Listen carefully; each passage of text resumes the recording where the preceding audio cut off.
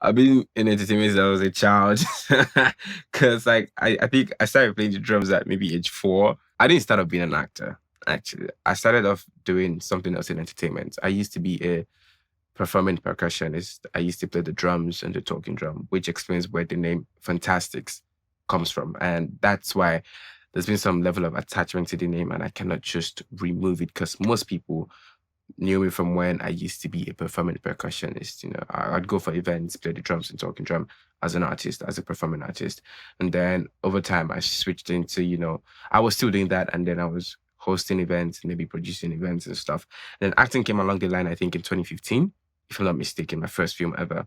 And I have always been doing acting on the side, not as per an actor, just something that comes to me naturally, maybe in church or at home or with my folks. And I am, reenacting a scene from a film.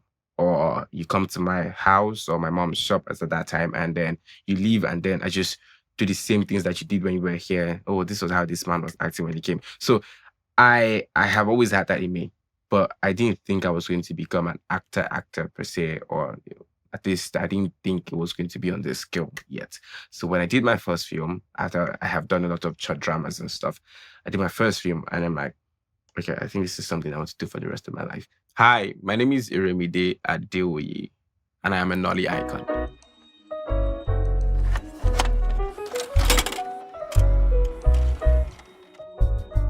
For me, it's exciting that as actors, we can become different people, become somebody else entirely. It doesn't matter if this is fictional or real. You see yourself, get immersed into another body, another character, another person entirely.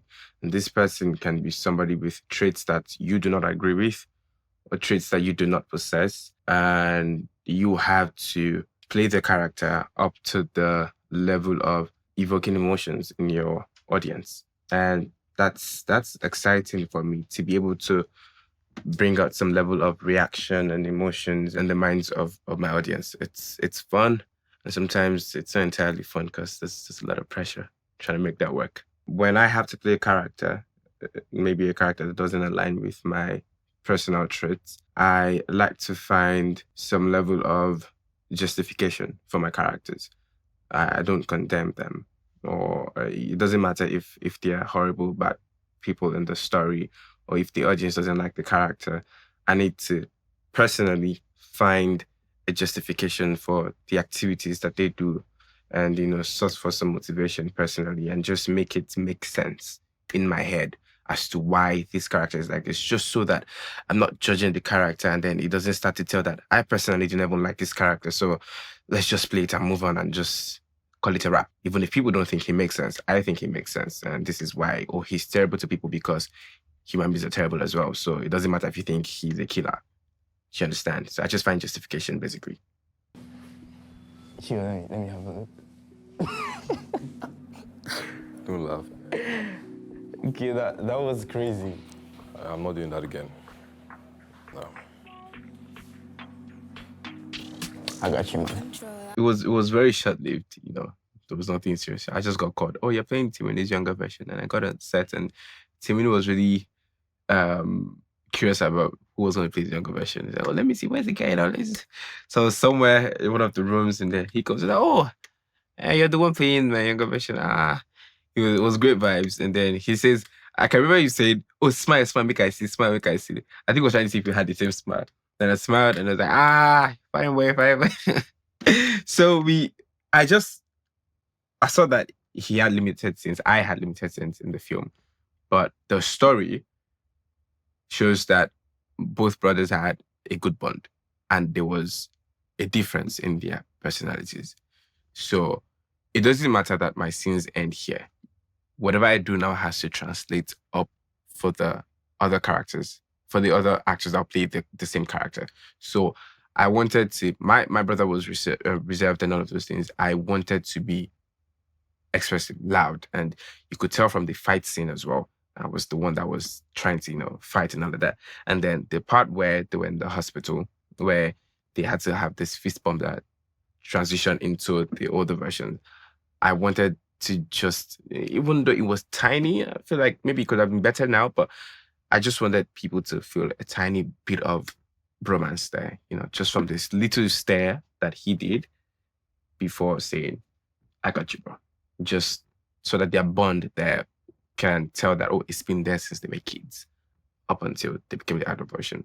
Pretty much. It was a quick cha-cha-cha-cha-cha character. Nothing so serious. Peter, number one. So Peter, any money where you know they use again, very good. Hey! I know money where you know they use again, borrow me. See that one on a while. I know I go set some later. But you see, as for me, I don't get money where I know they use. All the money like I dey use them. The money where even they save, I don't carry and give dollar. First of all, why do I look like that? Why do I look like that? This was shot how many years ago? I can't remember now. Maybe 4 years ago or 3 years ago. I don't know. I'm not good with timeline. But I think it's beautiful that there's been growth in my career as an actor, which is one of the things that I am particular about. As artists, as creatives, as filmmakers, I'm of the opinion that one of the major goals is to be a better version of yourself as you progress in your career. And for me, I hate to be complacent in my journey as an actor. So I always like for my current project to be better than the previous. And then the current project must never beat the next one. The next one has to beat the current project. That's the way it is for me. So looking at number one now, one of the first lead roles that I ever played as an actor, and seeing some of the scenes, it's beautiful. It just shows so much growth that I have attained in my career as an actor. And yeah, beautiful actually. When I got called to play number one by Fresh, it was shot entirely on smartphone. We like to say it's one of the biggest smartphone films out of Nigeria. I got called to play the lead role, and I'm like, interesting. And then they say to me, it's based on true events. And I'm like, if this is based on true events, that means I have no chance to mess this up, because this is somebody's reality. This is somebody's life. This is somebody's story. I want the person to see this film and say, oh, you guys actually did a good effort in telling my story. Number one is pretty much just a regular young man, trying to make something for himself in his life. He's very ambitious. But then there's a struggle of him being the good boy that was trained by his folks, the way of the Lord. He's trying to do the responsible things. And then there's the part of peer pressure and the pressure that comes with having to becoming an adult at such a young age. So he had to find a balance. But over time, the balance wasn't exactly balancing. He switched from being that, oh, I would never do something like this. Oh, guys, I don't think we should involve ourselves in stuff like this. We should, make money the right way, be responsible children, this and this and that. But circumstances surrounding his journey as a young man drew him into engaging in activities that he thought he would never do. And he ventured into cybercrime. The cybercrime wasn't just, we're doing cybercrime only. It came with the package of, we're going to add some, sacrifices on it so that you make more money. So it's more like rituals. And at the end of the day, his friends, because it was a group of, I think 4. Yeah, there were four friends. And 3 of his friends, died tragically due to the sacrifices that they made. And it was just him left. So then he went back into, oh, damn, I'm next, obviously. What am I going to do? So he's trying to retrace his steps back and, get back to being the good person that he's always been. His character, for me, I was particular about making him as relatable as possible, because it's not an occurrence that you've not heard of. It's something that happens. Heck, it's even a true life story. I wanted people to watch the film and say, oh, he's like somebody in my church, or he's like somebody in my school. It's just like that guy that we're in the same hostel together. I just wanted him to be very relatable to people. So in his nuances and in his delivery, I wanted people to also sense the pressure. He didn't really want to do these things before, but then I wanted to play him as raw as possible. And I think myself and the other actors, we sort of did a good job at telling that story, because afterwards I got to meet the person that the story was about, and he was quite impressed because I wanted to know who this person was. I didn't get to meet him before we started shooting. If I was to take a role like that now, I probably would have pitched to meet this person ahead of time. But I met this person, I think, maybe a day or two into filming, and I just listened to him speak, say some things, just so I can understand where some of the things that he did came from. And then after the film came out, he was pleased about it. And the reviews afterwards, it got me an award. I won Best Actor, CFF. That's I think Christian Film Festival 2021 for this film. And it's gone to multiple festivals in Toronto, quite a number of festivals like that, won different nominations and awards. So for the quality of stuff that we did as a 2021, I think it was good stuff. I just want to give a big shout out to the producer of number one for constantly trying to do something that is not the norm, and with the resources that he has in his capacity. Filmmaking is not easy. Filmmaking is expensive. Filmmaking is draining. But Ofresh and his team consistently try to churn out good films with, the resources that they have. Dimeji, her dark past. What's this? She's a blatant copycat. See, most of our online videos... Dimeji, if I am bothered by everyone who copy my work, I wouldn't be this successful, would I? But she's not trustworthy enough to become an authority in this space after a few months of a relationship breakthrough. Look, I care about your reputation. Oh, you mean you care about your job? So Her Dark Past has to be one of my favorite projects so far. I have some level of personal connection to the project for some weird reason. I just like the project. I like the producers as well. And I love my character. It was amazing working with the rest of the actors. They were all superb, and it just made the work easier. And I love the fact that my producers could see me in the light of this character. For public figures, this is like our day-to-day. That, you've got a team of people that are like, oh, let's put this out there. Oh, no, let's not do that. And for people that are very particular about the things that they churn out to the media, this is probably what you go through every now and then. So I could relate to some things in the film as regards, the reputation, type of content, somebody else copying your work, somebody else trying to be another you and stuff like that. And you're trying to, create your own niche in an industry and remain there and keep being seen as a thought leader in your space. It's a draining process. So I could relate to some things. And Dimeji also has this let's get the work done energy, and that I can relate to. Dimeji, what's up? You forgot to sign the staying files. Let me just grab that out for you real quick.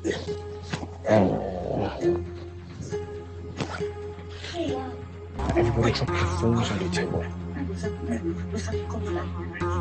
I like to understand the entirety of my stories most times before I get on board as the actor. So, they introduced my character to me. Quite interesting character. Didn't really mention anything crazy about him until later. And so I read the script and I saw him like, hold on a second. What? Okay. That's cool. I didn't see that coming. It shocked me as well. I'm like, okay, if it could shock me as the actor, probably shock the audience as well. So let's go into it. And for me, that was a case of, you've been waiting for something like this. So let's get it done. I need people to see two sides to you in one film. I tried to play out the contrast. I wanted them to see Dimeji, the personal assistant, and then Dimeji with vengeance motivating him. While I wanted to do that, I also wanted it to be a midpoint where people would see that he's only trying to be this person. He's not this person. If he was a killer, he would just go in there and shoot them and move on. The entire talk and nuances and everything that he was trying to do is to find justification and to make them see reason as to why he's acting the way he's doing. He wants them to feel pity for him. He wants them to like understand some of the things that he's been through and why he's acting the way he's doing. He's not a killer. He's never been one. So even from the handling of the gun to the things that he was doing, he was not a psychopath. He's got so much love. That's why he's close to the family. The situation at hand is trying to change him into somebody else entirely. And we need to see that struggle with him moving from this person to this person. And I try to make that contrast clear while still making that midpoint known that he's not trying to be this person. He's not this person. Becca ló rán yín wá bí. Becca. Ta ló ń jẹ́ Becca? Ẹ̀yin mi tó ń jẹ́ Becca. Kò sí wàhálà. Ọmọ Yorùbá ni mí. I speak Yoruba quite well to a reasonable extent. And it wasn't a struggle trying to balance the English and Yoruba. If my script says, oh, this part, we need to put Yoruba in it, then I put Yoruba. Or if what comes naturally at that point is English or Yoruba, I just had to talk to my directors and then they let me know, oh, yeah, we can do Yoruba here instead. It wasn't that much of a struggle doing that. Segun, Tiger still. Ṣéwèrè wọ́n ti ẹni ṣéwèrè ń tiẹ̀ àlùbáríkà ń tiẹ̀ ọlọ. Adùn sí bèbí, ó kọ̀ wá jó kọ̀ lẹ́yìn. Fáìgẹ̀, happy birthday, take her, happy birthday. I'm on his buyer, check out. That's not me. And like I said before, one of the beautiful things about being an actor is just becoming somebody else entirely, even if you don't have similar traits. I mean, look at me. And look at that guy over there. We don't even act alike. We don't even speak alike. But I mean, it's the character, and at that point, your person doesn't matter. They're like, we don't want to see you. They don't want to see Iremide. They want to see who Segun is. And you take Iremide out of the room. You get that script. You get that character. You shut your body out, unless when you're trying to borrow from your body for the character. If you don't need to, your body's dead.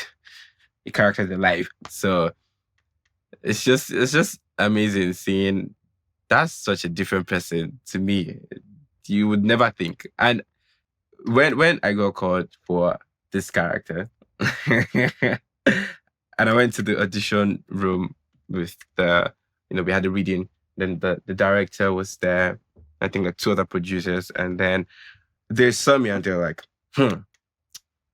remember this one where you just dress like this, so you just say you know go the stress us like this for set. Say you go fit do this thing. I get to where they go, and this and this and this. I just smiled. I'm like, that's how it goes, sir. Then we did the reading and all of that. We got on set, and my first scene was the first time you saw me in the film. That was my first scene, and that was how we shot it. But like the major scene that I did again, and the ghetto parts. And the director, he was like, oh, okay. Like, he didn't think that was there somewhere. And in my mind, I'm like, you people don't know that I've been waiting. I was just been waiting for you guys to see me in that light. And funny thing is, I haven't even explored that side 100 yet because Segun was still on the surface. I'm still looking for something like this character, but on a deeper level. And I'm hoping that comes soon.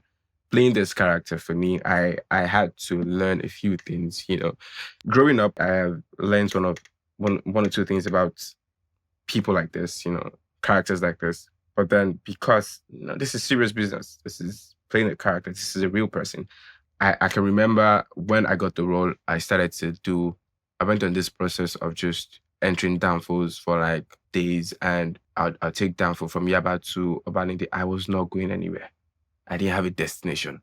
I just wanted to watch and observe.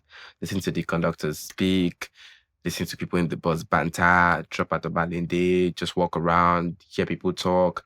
And then when we got to the ghetto, I was observing the kids there because we had, guys like 4 or 6 years old, and they were like ruthless and all of that. So I would observe them, learn some of the things that they were doing, just so that we can properly portray this character. So it helped. I had limited scenes. I had about maybe 5 scenes or 4 scenes in the film, but I needed the character to be felt.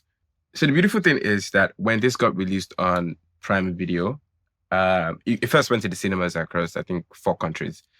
Then it got released on Prime Video. It came at a time when I had a particular character that was trending for being so reserved, cultured, shy. You can call him a dummy self. And then Segun drops almost at the same time. And people would come to my comment section or to my DMs and they'd be like, oh my God, that's a lie. That can never be you. That you didn't do that. That's not the person I know. How did you play a character like that? And it just, that's fulfilling to me. I'm like, yeah, we did something right there. Make people see us in different lights as an actor. That's the beauty. So you can see, today I'm this person, tomorrow I'm that person. That's why I'm an actor. If you see acting as an art, you'd understand that there's learning to it. So it doesn't matter what is inside of you only. If you don't hit that gold on that fire, it's not going to come out refined. Doesn't matter how much gold it is. I like Segun a lot. Maybe because he's a street boy. I like Segun. And he's ambitious and he doesn't care. He would do whatever he has to do to get money. And but that led him to his doom, sadly. But yeah, he's the representation of the average guy that you see on the streets, trying to make something for themselves as boys that their backgrounds and family and the situation of their upbringing has, for some weird reason, pushed them into the lifestyle that they live at the moment. He's that mirror picture of these people. So you see that it's a case of, we have to make it. It doesn't matter how. We say free as ball. And you would see here that they have role models that they see. Snake is a role model. So they see that, Egbon so did the same thing and he's controlling about 5 cabals right now. He's got money. He's okay. I don't care. I'll do what he did. So they follow the footsteps of their predecessors. So that explains how he cherished Snake up until the point that Snake still killed him to renew his own rituals for his money.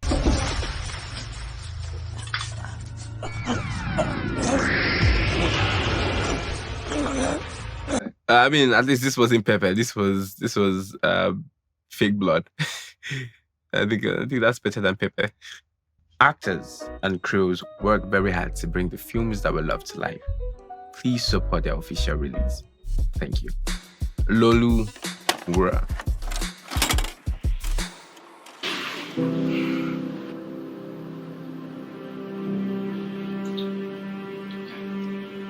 Playing Lolu Adeleke was a good thing, can't deny. I am grateful that I took the bold step of saying yes to the character. For me, I'd say Lolu Adeleke is a cultural reset in Nollywood. Yeah, I said it. We've not had this level of queer representation in Nollywood on this scale, and one that is not channeled at demonizing characters as such or following the stereotypical way of telling their stories. When I got the role, I first had to read for the character, and when I sent him my tape, it wasn't clear who the character was, or if he was a queer character or anything like that. I just sent him a tape, and then I got called. Oh, hi, come in for a screen test. We had to send to South Africa, blah, blah, blah, blah, blah, blah, blah. And then I said, okay, great. So they sent me the sides, and I saw, hold on a second. Did I just see boyfriend, queer? Oh, okay, nice. And I had to, because it's an adaptation of an already existing series. And I just went to make my own research to understand what the series is about. So I discovered that my character is queer and he's got a lot of baggage surrounding him. And I'm like, yes, I'll take it. I want it. And I don't care how draining it would be to get this role. I'd work for it and I'd get it. So I got on board, went for my screen test, and it was quite rigorous. I had to read with multiple people. I didn't see another person read for my character for Ladipo. Never saw any other person read for it. But the process wasn't as easy. I had to prove that I was that character, that I could play that character. And then they say, oh, you got the role. I'm like, yay. And then the real work starts. It's 260 episodes or so. And playing a character like that Lolu is calm, he's reserved, he's shy, he's a man of few words, and he's under so much pressure. And then he's square. Now, I told myself when I went to take the role that your character is a pressured character. It would not be good for you to go into it with the pressure of playing it. Now, this doesn't mean that I did not feel some level of pressure when I wanted to play the character. Of course I did. Heck, I still won't face it afterwards. But I had to pick a struggle. Let me feel the pressure of the character. He's going through so much pressure. Pressure from his family, pressure from work. He has to prove that he's worthy of being the son to Wura Adeleke. He's faced pressure from his sexuality and the society. And then he's a closeted gay man that has been forced to get married to a woman. That's draining. Now, for me, I knew that there was no chance to mess this up. Why? Because this is a representation that we do not get a lot in the industry. And being the face of something like that, you don't have the chance to do a disservice to the character. You either get it right or don't do it at all. And I know that I said that a few times to my producers that if we're doing this, we got to do it right. We're not doing it at all. I got on board, and the journey of like a year of filming, exciting. And of course, he had its own bad days, can't lie. But so far, so good. I am excited.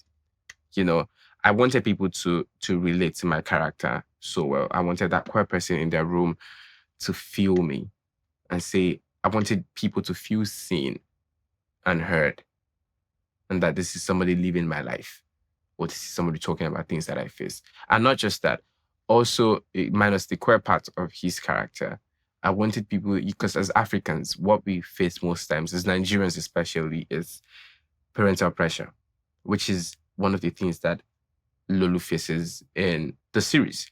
So I wanted people to watch and see that somebody sees them, somebody feels them, and they watch my character go through the pressure from his family, or you should do this, or you should do that, or you can't do this. We tell you what to do by your parents, what this and this and that, or you have to prove to your parents that you're trying to be their son, that type of thing.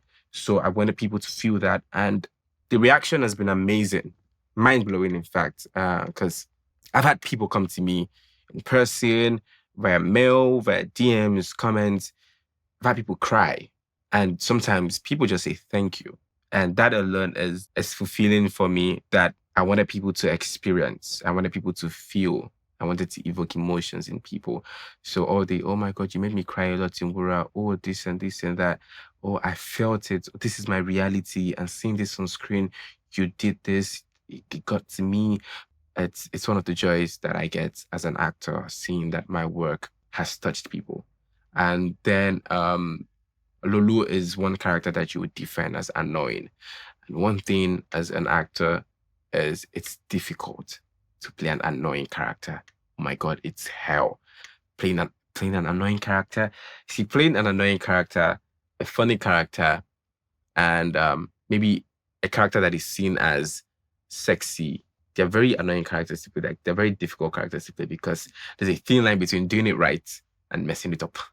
So when people say, oh my God, that Lolu's character is so annoying, or I'm like, yeah, that's the thing. That's exactly what I wanted you to feel. I wanted you guys to be annoyed. Exactly. Like, because like, why can't he think for himself? Why can't he see the things like, can't he talk? I wanted people to feel these things 100%. And the crazy thing is, after Wura has done so much, you know, it's gotten so much amazing reactions. Of course, with backlashes, I've gotten threats in my DMs. I've gotten people say, oh, you should get arrested. Oh, we should kill you. Or this and this and that. And people have called for my arrest. And people say I shouldn't be existing and stuff like that, which goes to show you what people like Lolu Adeleke experience on a daily, which is why we're saying these things happen. And that's why we're telling these stories. If they don't happen, probably wouldn't be talking about them. So it is there. You can't change it. It happens. Be fine with it or not.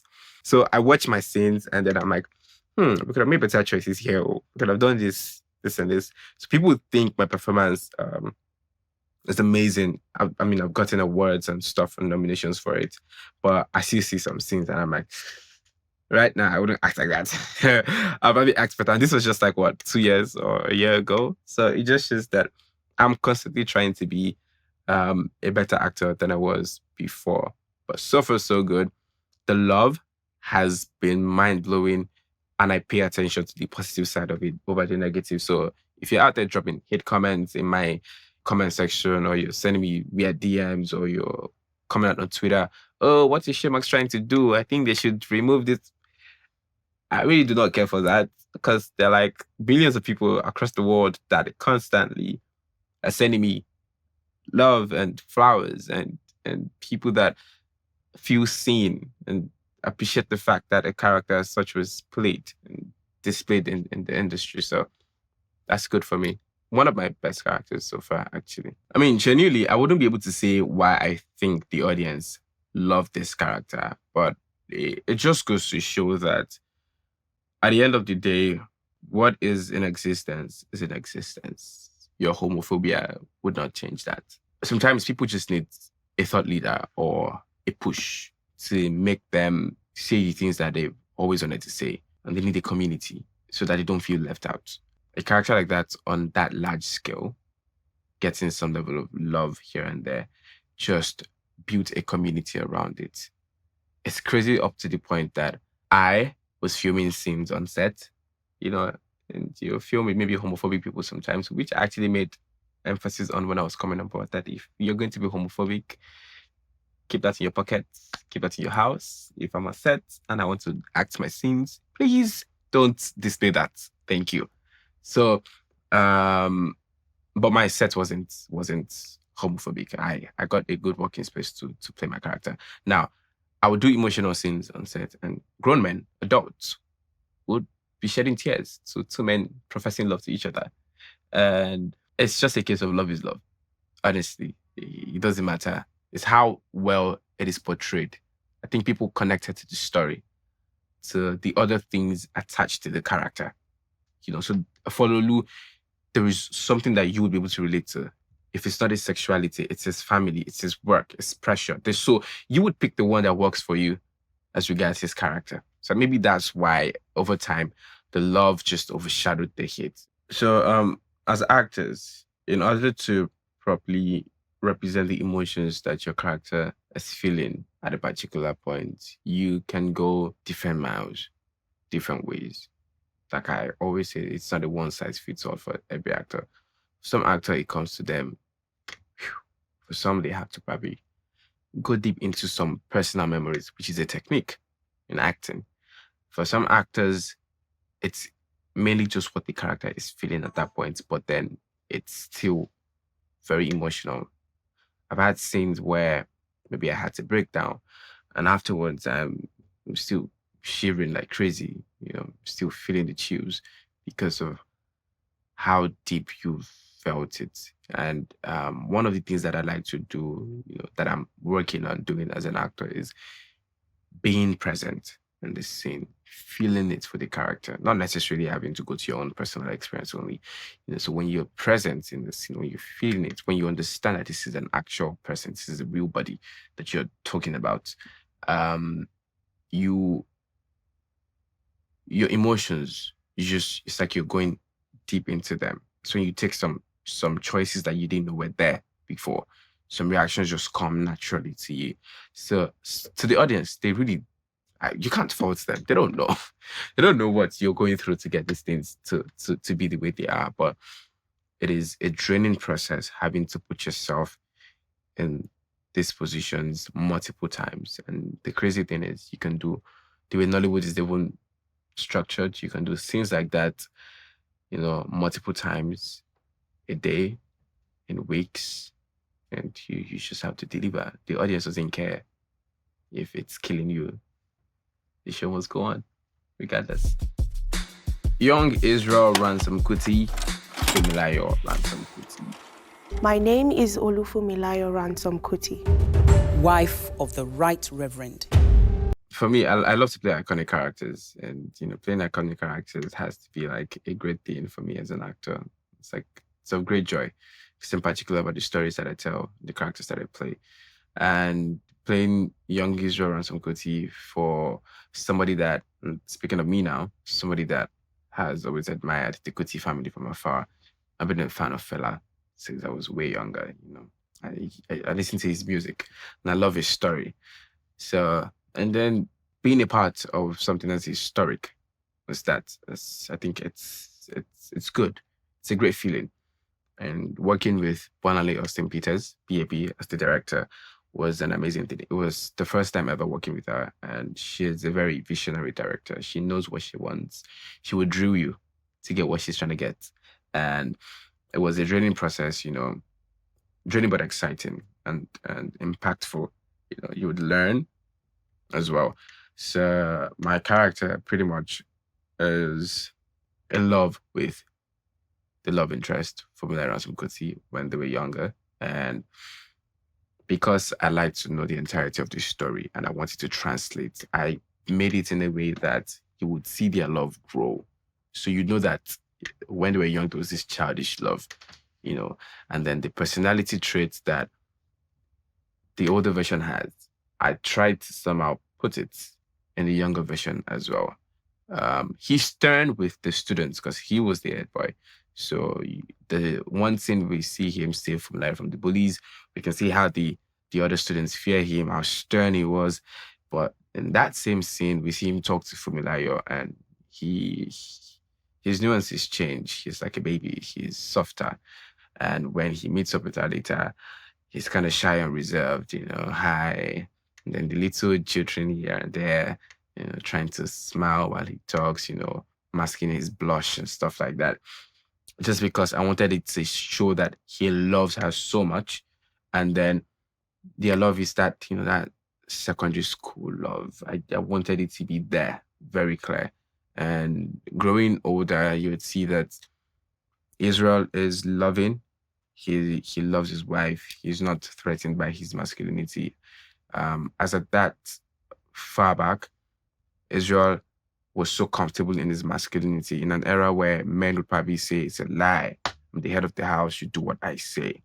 But he was comfortable being in the back. Not that he wasn't a prominent man. He was a prominent man. But he allowed Funmilayo to do the things that she wants to do, supported her, respected her, and it was not threatened by her success or the audacity that she carries everywhere. And I think that's a beautiful thing. And a story like that is quite important in an era as this as well, because there's some level of relevance. It's feminism now. Many years ago, it was probably not tagged feminism, but learning about our history, learning about Funmilayo Ransome-Kuti, for somebody that the most thing that we knew about her when we were growing old was, first woman to replicate in Africa, I think. And knowing that she did so much than that. Imagine having that much success and then they tie it to you driving the first car. That's ridiculous. But it's being a part of something as revolutionary as this. It's of great joy for me.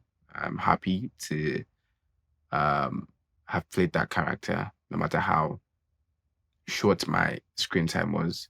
I'm excited to have been a part of a historic movement like that. The traits of the characters did not just jump on them when they were at one age. There's been some tiny bits of it since they were growing up. From Funmilayo standing up to the bullies, saying this and this, I don't care if you're in standard 4 and I'm in standard 3 or whatever, you can't talk to me anyhow. That type of thing. Slapping a guy in her class for throwing something at her. So, talking back to the teachers and stuff like that shows that she's always been audacious up till she grew old to talk to the king and unseat the king from his throne. Same thing with Israel. He's always been loving. He's always liked her from when they were young, straight up to when they got old. So transitions are quite important, It also helps shows the growth of these characters and it helps you feel like you're following their journey as they progress in the story. So far, so good. Nollywood has grown tremendously well in the past few years. Like I always say, there is still so much work to be done. But we cannot dispute the fact that there's been some level of growth so far. And that's commendable.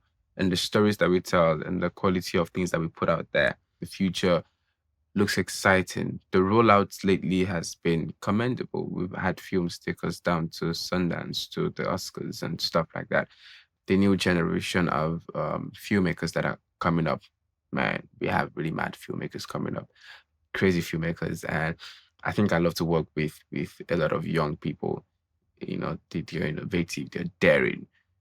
It's not a case of, oh my God, it's too high. It's a case of, let's jump first. And I think I like that energy when it comes to filmmaking sometimes. So I'm talking younger actors, crew members, and people that are really passionate about the craft, the art.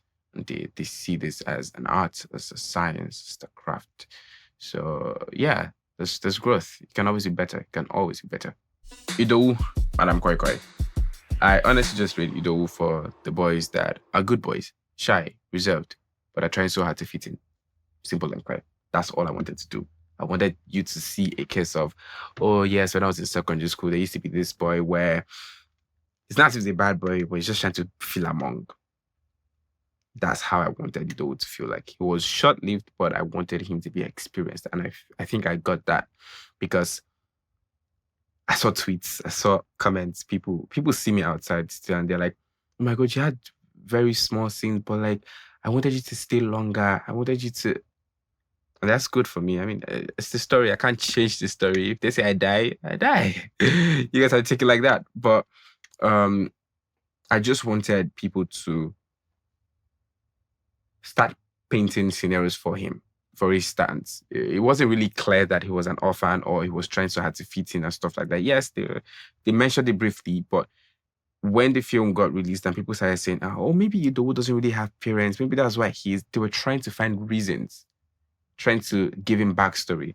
That was what I wanted for the character. So you just see him in like 4 or 5 scenes, but then you want to understand what led to this person that you're seeing. Pretty much. Exciting character as well. I enjoyed playing it. And the other actors on board, amazing, superb actors. My screen partners were good people. My director, the producers, big ups to them. I have always seen the bigger picture. And that's why I'm doing the things that I'm doing. And it's like my biggest motivation. Of course, you get inspired by people and things that you read or watch or see. But my biggest motivation, like I say every time, is the picture of myself that I have seen many years to come. And I know that I'm not even how many steps close to who I am supposed to be yet. So the goal is, Iremide, wake up, we're not there yet. Keep striving. This is not even 2% of what you want to get. So keep going. So yes, I have always seen the bigger picture. How it would happen, where it would happen, I do not know. But it's just going to happen. Actors and crews work very hard to bring the films that we love to life. Please support their official release. Thank you. Keep watching Arrow House Entertainment.